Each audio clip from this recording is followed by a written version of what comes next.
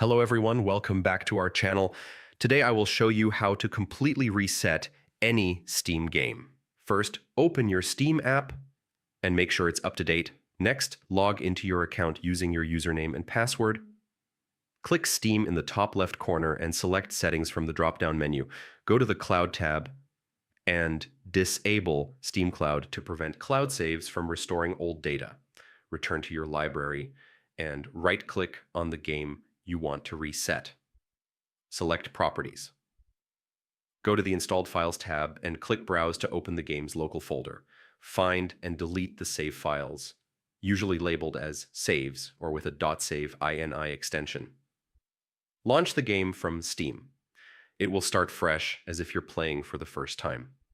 And that is it. You have just reset your Steam game and are ready for a new beginning. Thanks for watching. Do not forget to subscribe to our channel, and I will see you in the next video.